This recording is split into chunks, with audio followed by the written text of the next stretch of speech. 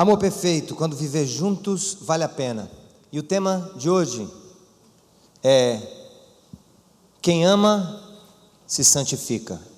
Repita essa palavra comigo: quem ama se santifica. Mais uma vez: quem ama se santifica. Tratar do tema do amor que nos faz viver com Deus e com os irmãos uma vida plena, sem passar pelos estreitos, eu falo estreitos porque são estreitos, caminhos da santidade pessoal, é uma ilusão. Porque se a verdade, como eu falei domingo, abre as portas da graça, sem verdade, da gente diante de Deus, confissão verdadeira, a porta da graça se fecha. Se por um lado a verdade abre a porta da graça, a santificação produz crescimento e vitalidade no nosso espírito e nos nossos relacionamentos. Observe como é complicado, por exemplo, nós convivermos com alguém hoje, é muito complicado, que tem valores diferentes dos nossos. Tem coisa mais difícil da gente lidar, por exemplo, do que uma conversa entre amigos, onde é comum o uso de palavras torpes, dos chamados palavrões, né? A coisa mais difícil do que você, como servo de Deus, como serva de Deus, estar no meio de uma reunião em família e aquilo que se trata chega até a incomodar aqueles que têm o Espírito Santo, a ponto de a gente ficar até sem jeito, e nós ficamos entre uma exortação carinhosa e um afastamento, ou a decisão de não mais estar naquele lugar. Mas o que é fato é que quando não há santificação daqueles que fazem parte de uma comunidade, de uma família, nós entramos em embates muito profundos. Eu fico imaginando a dor, e as irmãs especialmente, poucos homens, mais mulheres, que vivem a dinâmica de estarem casados com alguém que não professa o mesmo entendimento sobre a fé, e às vezes até na própria dinâmica da vida do casal, sugere ou submete ou tenta impor um ritmo contrário àquilo que é a vontade de Deus para a vida da gente. É muito complexo, é muito complexo. De fato, quem ama se santifica. Se eu amo a Deus, eu tenho que me santificar. É óbvio que não é a minha santificação, não é o desejo de santificação, não são as obras de santificação que vão me levar para o céu.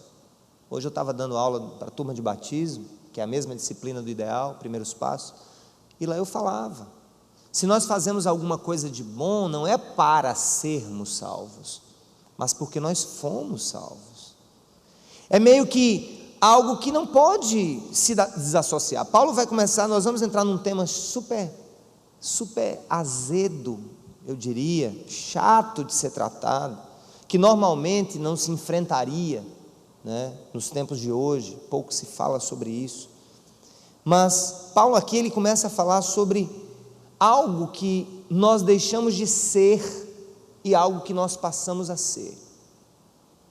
A ideia de que hoje essa vida não me pertence mais, ela tem um Senhor, ela tem alguém que coordena, alguém que gerencia. Nós vamos, daqui a pouco eu vou dizer o texto, mas nós vamos voltar hoje para a carta aos Coríntios ainda, a primeira carta, tem muita coisa para a gente aprender dessa igreja. Falamos sobre o amor domingo passado, hoje vamos falando do amor, quem ama se santifica, e falaremos esse domingo sobre eu preciso pertencer, que é uma temática da alma humana, do querer pertencer, do se sentir importante. Mas hoje eu vou me reportar a um fato, a um texto da Escritura que está lá em 1 Coríntios 6, a partir do 12, onde Paulo fala sobre os perigos da imoralidade para o esfriamento da nossa relação com Deus, os perigos da imoralidade para a vitalidade do nosso espírito. Corinto era uma cidade, gente, como outras cidades da Grécia antiga. Ali já não era mais Grécia, mas era Império Romano, mas era uma cidade de origem grega. Os cultos que havia naquela época eram cultos extremamente sensuais, eram cultos extremamente sexuais, ou seja, as divindades eram adoradas com atos de prostituição cultual, ou seja, era uma prostituição relacionada ao próprio culto. Havia nos templos de deusas como Cibele, Diana, Afrodite, Eros. Haviam prostitutas cultuais. Aqui não tem um pastor pregando?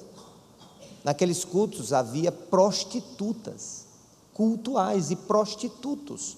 Ou seja, o culto a certas divindades, a gente fala hoje, né, inocentemente, que Afrodite é a deusa do amor, não é assim? A gente ouve, Afrodite, a deusa do amor. Não, Afrodite era a deusa da safadeza. Vou usar até um termo bem, a deusa da sacanagem, a deusa da orgia, a deusa, tem tanto nome feio. Eu já disse a alguns, eu vou poupar os seus ouvidos e os mais novos. Mas o que é fato é que o culto a essas divindades era um culto sexual. Eu fico pensando, eu acho que a sociedade que nós vivemos não elegeu deusas de amor ou de sensualidade. Mas nós, de uma certa maneira, vivemos em uma sociedade hoje em que a desonra, a pornografia, a desonra do sexo como algo maravilhoso de Deus, a lascívia, o desrespeito mesmo, a ponto de certos militantes hoje invadirem igrejas evangélicas para se beijar na frente do pregador, como aconteceu há pouco tempo aí, uma dessas cenas dos nossos noticiários. Nós estamos vivendo um tempo em que o sexo tornou-se extremamente divinizado. Os nossos filhos, as nossas crianças, são expostas hoje, com idades tenras, a conteúdos pornográficos. Os pais, muitas vezes, cristãos, para serem gentis com os seus filhos e não serem caretas, permitem que eles tenham perfis como o Facebook, mentindo a idade que têm. Inclusive na nossa própria igreja, fazendo esse pastor sofrer com os próprios filhos, posto que regras são regras, e nós não abrimos mão na nossa casa de regras, e se expondo a amizades, a amigos, a conteúdos. Nós estamos perdidamente sexualizados. Algo que tem sido razão de muitas separações. Pasmem, mas a maioria dos divórcios hoje nos Estados Unidos estão ligados diretamente à pornografia. E Paulo vai enfrentar esse tema nos dando alento, porque eu quero alento para o meu coração. Não adianta eu chegar aqui e descer a lenha sem ter alento para o meu coração, para a minha própria vida. Hoje eu fiquei entre dois passos da queda. Fui procurar uns vídeos para a nossa mensagem, para comprar uns vídeos, e aí de repente, um vídeo bem simples, que eu fui clicar do lado, aparece já uma mulher, assim, quase nua, né? Ou um outro vídeo. Eu só tive que dizer: Senhor, está amarrado em nome de Jesus. Me socorre, porque eu sou de carne e osso. Nós não falamos hipocrisias aqui na frente, né? E Louvado seja o Senhor. Inclusive eu fiz um pacto com a igreja, estão lembrados? Do pacto que eu fiz? Se eu vir pornografia, quem vai saber primeiro é a igreja. Pouca gente. Por que eu faço isso? Porque só em pensar eu me pelo de medo. Mas Paulo então vai tratar da temática da pornografia, não da pornografia, mas do sexo cultual, dessa sexualidade que os coríntios viviam. Nós vamos ler o seguinte, vamos ler a partir do verso 15, não do 12, 1 Coríntios 15, vocês não sabem que os seus corpos são membros de Cristo? Ou seja, vocês são parte de Cristo, nós.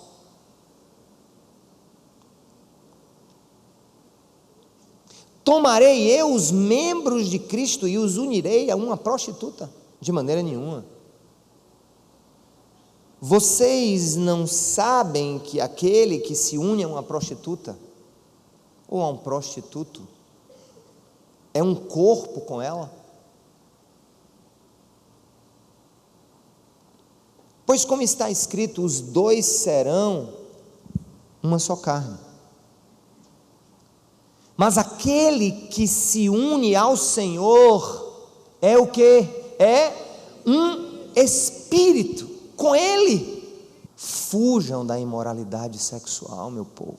Todos os outros pecados que alguém comete fora do corpo os comete, mas quem peca sexualmente peca contra o seu próprio corpo.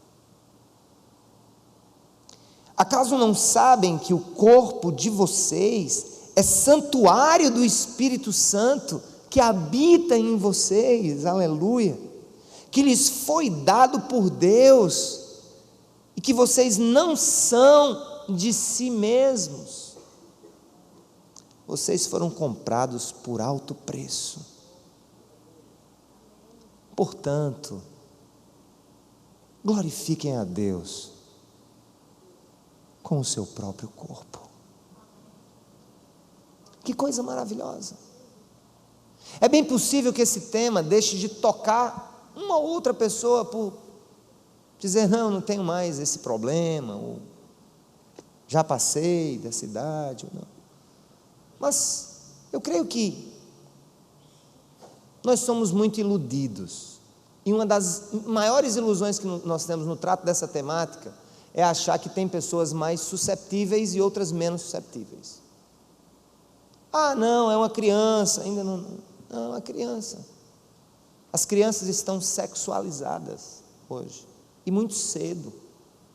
Há inclusive um movimento extremamente forte no Congresso Nacional, Deus nos acuda ou Jesus volte antes, na promoção do que estão querendo chamar de direitos sexuais das crianças.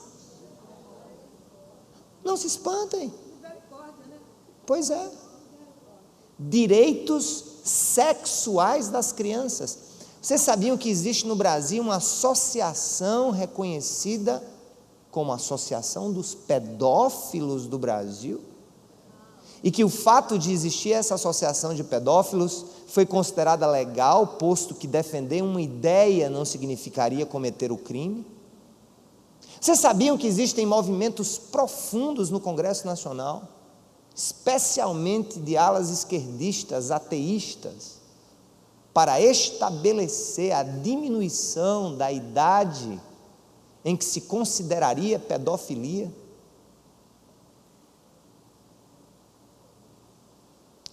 Então é muita ilusão a gente achar que não.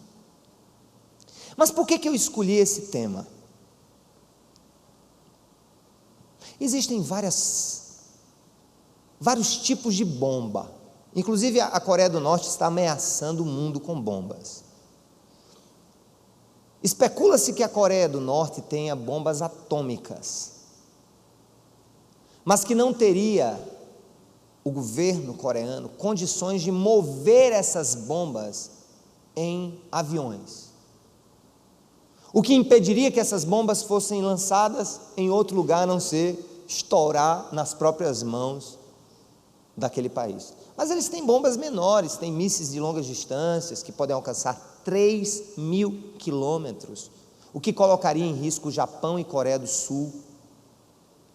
Mas eu estou querendo falar disso porque há bombas que têm efeitos pequenos, mas tem outras que têm efeitos devastadores. Paulo fala nesse texto de uma coisa muito interessante. Ele diz assim: todo pecado que se comete é fora do corpo, mas a prostituição, a imoralidade, a pornografia se comete no corpo. E o corpo é o templo do Espírito. Eu acho que, em um certo sentido, Paulo não está aqui dizendo que há pecados que nos levam para o inferno e outros que não nos levam para o inferno. Ele está falando para a igreja. Ele está falando para a igreja, ele está falando para os salvos. Foram salvos na cruz de Cristo, foram salvos no sangue de Jesus.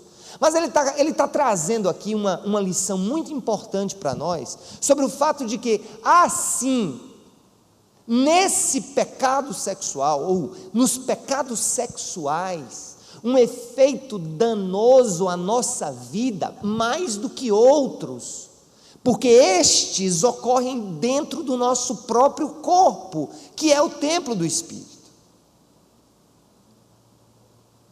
Tenham certeza de uma coisa, cheguem às suas próprias conclusões,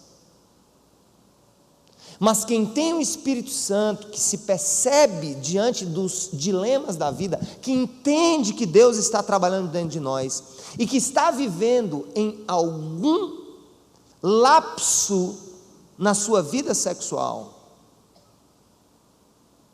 esfriam facilmente.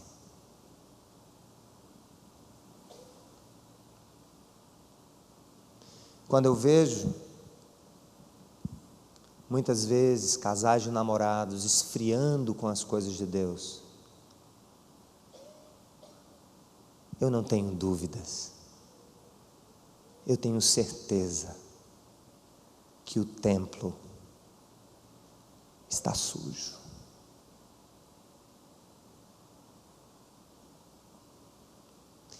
Porque há uma lógica que Paulo está querendo nos ensinar sobre a santificação do corpo, como sendo algo que tem repercussões profundas no nosso crescimento espiritual. Escuta, jejum nos fortalece, não é verdade? Oração nos fortalece, mas pureza sexual nos faz grandes espiritualmente. Há um mistério nisso, mas esse mistério está aqui desvendado por São Paulo, quando ele diz: olha, a lógica é a seguinte, volta para a Bíblia, vamos ver porque a lógica da santificação do corpo está diretamente ligada ao crescimento espiritual, está diretamente ligada à compreensão da vida e à percepção do agir de Deus. Olha o que é que ele diz, no verso 15: vocês não sabem que os seus corpos são membros de Cristo? Tomarei os membros de Cristo e os unirei a uma prostituta? Ou seja, pegarei o meu corpo, a minha vida, a minha mente, que fazem parte de maneira mística, mas de maneira especial e profunda do próprio ser de Deus, por vontade de Deus, onde nós somos o corpo e Jesus o cabeça. Eu pegarei este corpo e me unirei a uma prostituta. É óbvio que naquela época não existia pornografia, porque não existia a grafia pornográfica. Não existiam filmes pornôs, não existia nada disso.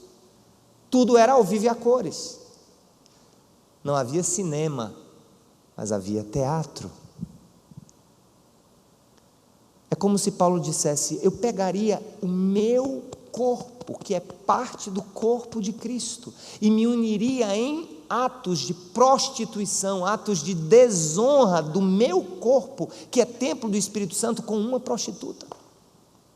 Deixa eu ir mais longe, é como se ele dissesse assim: uniria eu os meus pensamentos, o meu ser, enquanto corpo de Cristo, a um filme pornográfico, me unindo em alma, me unindo em sensações com aquilo, em desonra ao meu próprio corpo, em desonra ao próprio templo. Paulo está dizendo o seguinte, que nós fazemos parte, enquanto igreja de Jesus, de uma estrutura linda, chamada corpo de Cristo. Muitas pessoas estão extremamente bitoladas a olhar, por exemplo, para a ceia e dizer: eu vou comer o corpo de Cristo, amém, sangue de Cristo, amém. Ali é uma simbologia do corpo e do sangue de Jesus, porque o corpo e o sangue de Jesus têm pernas, somos nós. Nós fomos unidos de maneira especial, sobrenatural, transcendental, poderosa a Deus. Ele escolheu se unir a nós, Ele nos pegou e nos uniu, nos ligou, nos conectou, nos fortaleceu e fez passar sobre nós a seiva da vida. E Paulo está dizendo: eu me desconectaria dessa realidade em que eu sou templo do Deus vivo e me uniria em prostituição, em lascívia, em pornografia. Vocês não sabem que aqueles que se unem a uma prostituta, e eu acrescento por questões de temporalidade, aqueles que se envolvem pornograficamente, aqueles que se envolvem sexualmente, fora do padrão do casamento monogâmico, heterossexual, bíblico.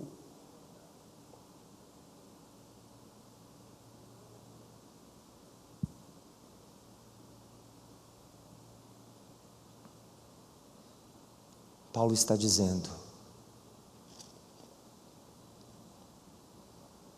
vocês não sabem que aquele que se une a uma prostituta é um corpo com ela? Pois, como está escrito, os dois serão uma só carne. Mas aquele que se une ao Senhor é um espírito com Ele. É possível ser puro, se santificar e experimentar a dádiva do fluir, da seiva e do poder do Deus vivo sobre nós. Não é à toa que Paulo usa a expressão de que tudo mais ocorre fora do corpo. Mas a sexualidade é posta aqui como centro. E talvez você nunca tenha entendido isso, mas a sexualidade humana para Deus é central no processo de compreensão da união da igreja com Cristo.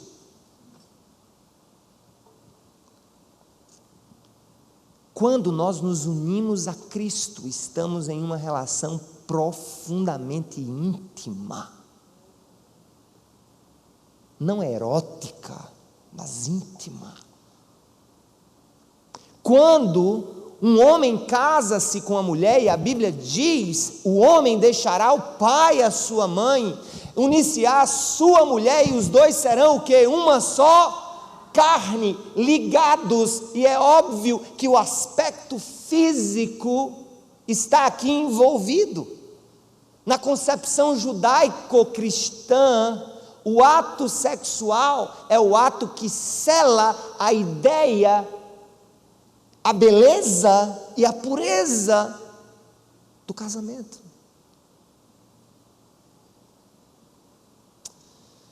E eu fico pensando, a igreja está fraca. Quando eu falo a igreja do Senhor está fraca, porque é uma igreja sexualmente corrompida. Onde há santificação da vida sexual, há poder de Deus. Que berrem os ativistas. Que berrem os que não estão nem um pouco interessados por essa temática. Mas eu estive pensando e Deus falou ao meu coração. E eu vou dizer para vocês querem ouvir?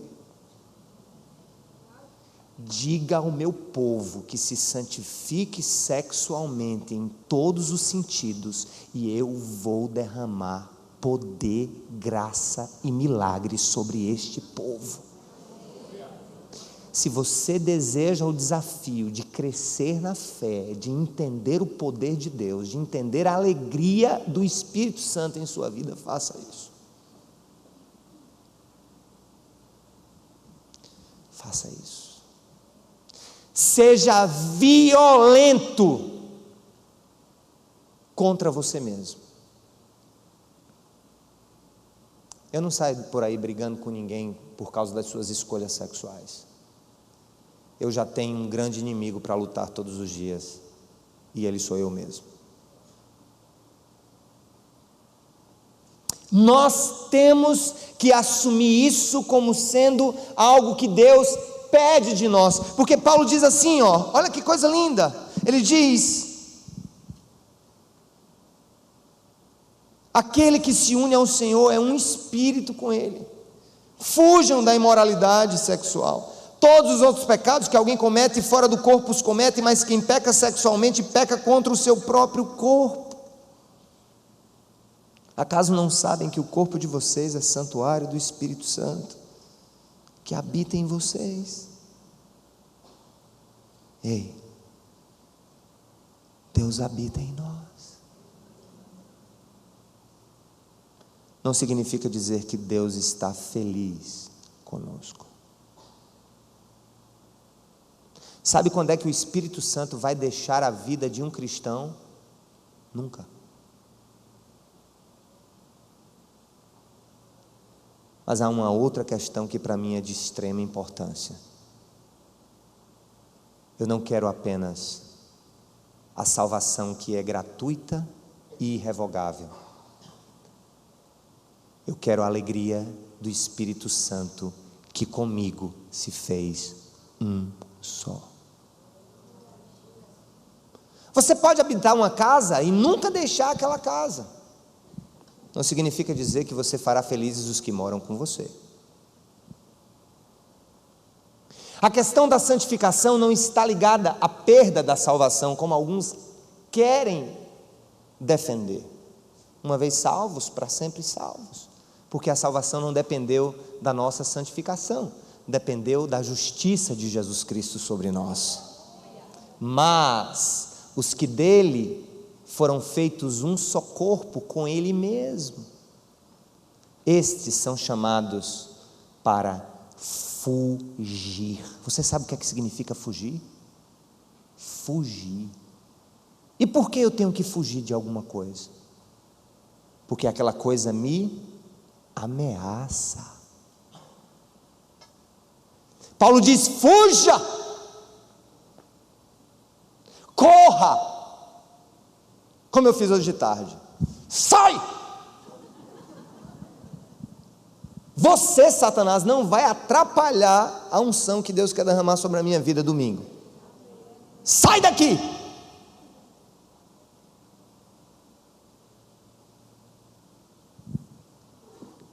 Fuja, não faça trato, não seja conivente, não seja licencioso, não ache que você é forte. Fuja, homens fujam, mulheres fujam, namorados fujam, fujam. Experimentem a dádiva da santificação. Olha, quem vos fala aqui, eu não costumo contar essas histórias muito publicamente, até para... acho que não tem nada a ver o que eu era no passado, mas eu e Samara tomamos uma decisão muito legal quando nós nos conhecemos.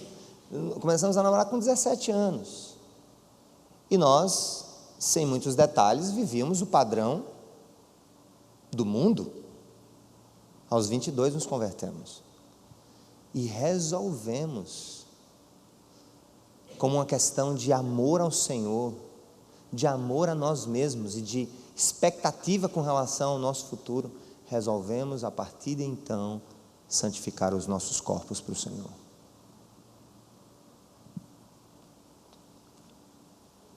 E olhe que até hoje nós colhemos frutos dessa pequena, insignificante, entre aspas, decisão.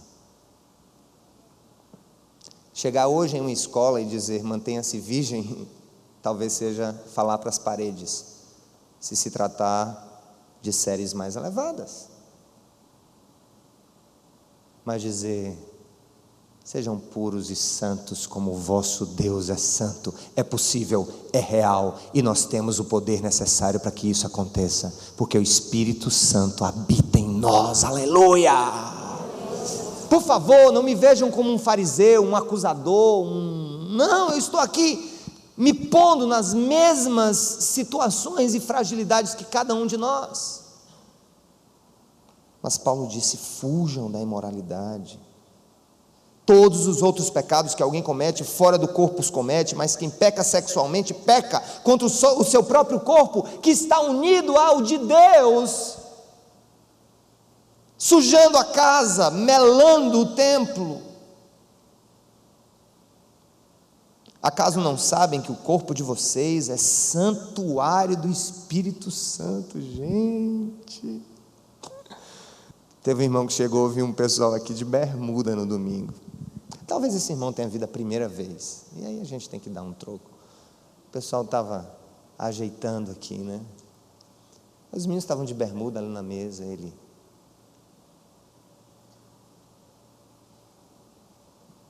Você devia ter mais respeito com o templo do Senhor. O irmão, como é treinado desde criancinha na Cidade Viva, né? Ele disse, o que vale, meu amado, é se o templo aqui dentro está limpo para a habitação do Senhor, e não a minha bermuda. Mas isso reflete muito bem a preocupação que nós temos com as coisas externas. Como é, a pessoa está comportada, né? Educada, que coisa linda, né? Não fala nada, come pouco. Você conhece, a propósito, você conhece, é mais as meninas, né? Elas chegam, não comem nada, né? Para ser educada, chega em casa, devora logo 3 ovos, 4 tapioca, 5 pães, né? Você já passou por isso? Não? Para ficar bem na foto, assim, não, come pouco, né? Tem homem que diz assim, quando eu namorava com essa menina, ela comia feito um pinto, agora ela come feito um elefante. Brincadeira, meninas, mas isso é só para quebrar um pouco da tensão, né? Está ficando tudo escuro, inclusive as paredes aqui, né? Mas, a gente está muito preocupado com isso, como é que eu vou estar, o que é que eu vou dizer, e Paulo diz, olha, não sabem vocês que vocês são o santuário de Deus. Gente, não brinque não, escuta. Tem gente que diz assim, rapaz, se meu pai ouvir falar que eu fiz qualquer coisa, eu não sei o que é que vai ser de mim. Se meu pai ouvir falar. Agora imagine uma coisa que Deus, na hora do nosso erro, do nosso pecado e acerto também, Ele não está do lado da gente como seu colega aí, não. Ele está dentro de nós. Para onde irei do teu Espírito? Para onde fugirei da tua presença? Senhor, tu me sondas e me conheces, Salmo 139, sabes quando assento e levanto, esquadrinhas o meu andar e o meu deitar. De longe tu conheces os meus próprios pensamentos. Antes que uma palavra venha a sair da minha boca, tu já sabes, meu Deus. Tu me cercas por trás, por diante, sobre mim pões a tua mão. Tal conhecimento é maravilhoso demais para mim. E olha que o salmista estava escrevendo na era da velha aliança. Nós estamos na era da nova, onde Deus resolveu habitar dentro de nós.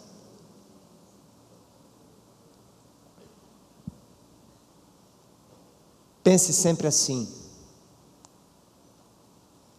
quero agora colocar bomba na sua cueca.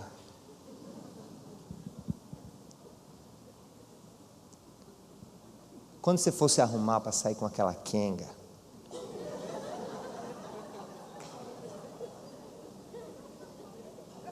ou com aquela zinha que você só faz, tá. Lembre-se, olhe no espelho e pergunte para si mesmo: quão adornado estou por dentro para receber o Senhor e para alegrar o Senhor que vive dentro de mim. Agora, eu quero te incomodar.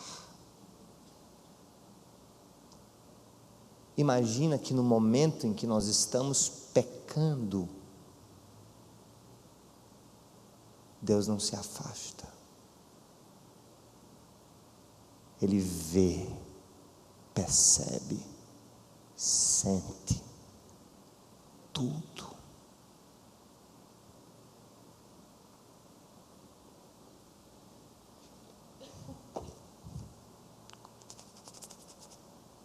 Vamos ver aqui, vamos acabar? Chega de tortura.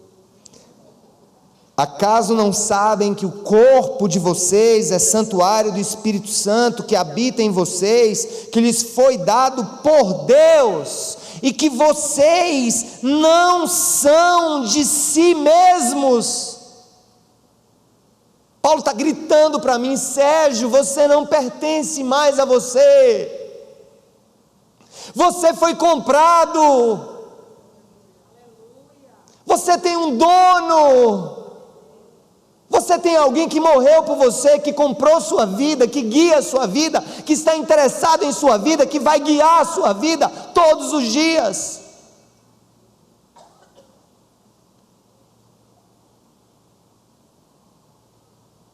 Vocês foram comprados. Portanto, glorifiquem a Deus com o seu próprio corpo. Eu vou dizer uma coisa para vocês para chocá-los.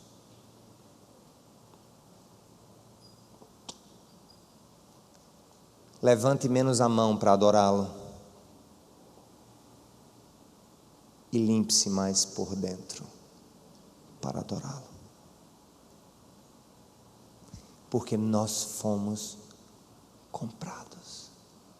E devemos glorificar a Deus, não só com as nossas palavras e pensamentos, mas com o nosso próprio corpo. Louvado seja o nome do Senhor.